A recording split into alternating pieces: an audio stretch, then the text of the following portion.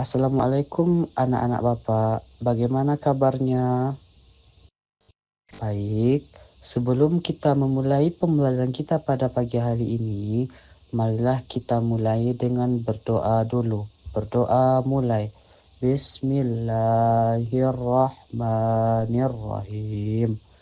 Nah, baik anak-anak Bapak semuanya, kita lanjutkan materi kita minggu kemarin yang mana tentang penjelasan konsep usul fikih. Nah, usul fikih dibagi ke dalam dua kata, yang mana yang pertama usul dan yang kedua ialah fikih.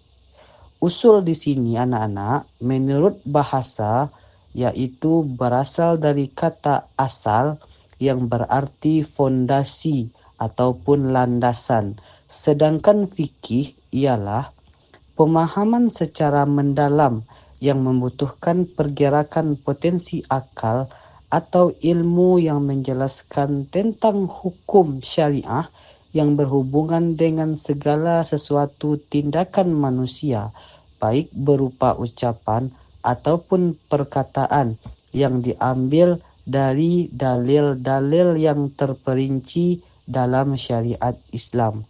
Nah, jadi dapat kita artikan usul fikih itu ialah ilmu yang membawa kepada usaha untuk merumuskan hukum syarak dari dalil-dalil yang terperinci.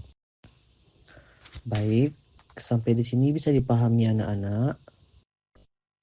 Selanjutnya, kita masuk kepada pembagian sumber-sumber hukum Islam. Yang pertama ialah muttafaq. Muttafaq ialah sumber-sumber hukum Islam yang telah disepakati oleh ulama. Sumber hukum Islam muttafaq ini terbagi ke beberapa macam. Yang pertama ialah Al-Quran. Al-Quran ialah merupakan kalam Allah ataupun firman atau perkataan dari Allah Subhanahu wa taala. Al-Quran merupakan sumber hukum Islam yang paling tertinggi dalam ajaran Islam. Yang kedua ialah hadis. Hadis ialah segala sesuatu, perbuatan, perkataan, ketetapan yang berasal dari diri Rasulullah Sallallahu Alaihi Wasallam. Hadis di sini anak-anak merupakan sumber atau rujukan hukum Islam yang kedua setelah Al-Quran. Yang ketiga atau yang selanjutnya ialah ijma. Ijma ialah kesepakatan para ulama dalam menetapkan suatu hukum-hukum dalam agama Islam berdasarkan kepada Al-Quran dan hadis dalam suatu perkara yang terjadi. Contohnya ialah para ulama mengharamkan kepada seluruh umat Islam untuk memakan daging babi karena daging babi termasuk kepada sifatnya haram. Lanjut yang keempat, sumber hukum Islam muttafaq ialah qiyas. Qiyas ialah penetapan suatu hukum ataupun perkara baru yang belum ada pada masa sebelumnya, baik pada masa Rasulullah, masa sahabat, namun memiliki kesamaan dalam sebab, manfaat, bahaya, dan berbagai aspek sehingga perkara tersebut dihukumi sama. Contohnya seperti narkotika atau narkoba. Yang sama kita ketahui anak-anak Bapak, narkotika tidak ada disebutkan secara khusus di dalam Al-Quran ataupun hadis. Nah, dan juga narkoba tersebut juga tidak pernah terjadi atau tidak pernah ada, tidak pernah ditemukan pada zaman Rasulullah ataupun pada zaman-zamannya para sahabat. Namun, narkoba ini dapat disamakan dengan minuman keras ataupun khamar yang diharamkan karena keduanya memiliki ilat yang sama, yaitu mempunyai sifat-sifat yang dapat memabukkan. Baik, sampai di sini bisa dipahami anak-anak Bapak. Lanjut kita pada pembagian sumber hukum Islam yang kedua, yaitu mukhtalaf. Mukhtalaf ialah sumber-sumber hukum Islam yang tidak disepakati oleh para ulama. Nah, pembagian dari mukhtalaf ini yang pertama ialah istihsan, yang mana istihsan ini ialah pengambilan hukum karena menganggap hukum kedua lebih baik dibandingkan dari praktik hukum yang berlaku dari hukum asalnya. Contoh, membuka aurat untuk kepentingan medis, di mana hukum asalnya dilarang membuka aurat untuk yang bukan mahram kita. Namun, dalam konsep istihsan diperbolehkan untuk membuka aurat untuk melihat diagnosa penyakit pasien tersebut. Yang kedua ialah maslahah mursalah, ialah metode hukum yang digunakan untuk menentukan hukum dalam kasus yang tidak diatur secara detail dalam syariat dengan mempertimbangkan manfaat yang sesuai dengan tujuan syariat secara umum. Contohnya, tuntutan ibadah pada saat adanya wabah seperti COVID kemarin, yang mana diperbolehkan untuk melakukan salat menggunakan masker untuk kemaslahatan bersama. Yang ketiga ialah istishab.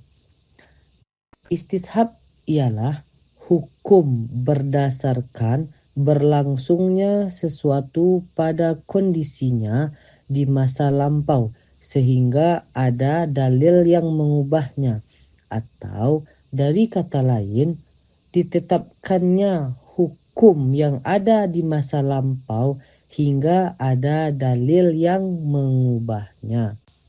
Selanjutnya yang keempat ialah urf, yang mana urf ini adalah hal-hal yang dibiasakan dan menjadi acuan manusia dalam perkara kehidupan dan muamalah mereka, berupa ucapan ataupun perbuatan ataupun bisa jadi pantangan. Urf di sini bisa dikatakan sebuah adat ataupun kebiasaan yang dilakukan di suatu masyarakat. Contohnya seperti ini, suatu masyarakat melakukan halal bihalal ataupun perayaan Islam. Namun hal tersebut tidak dilakukan di negara-negara muslim lainnya.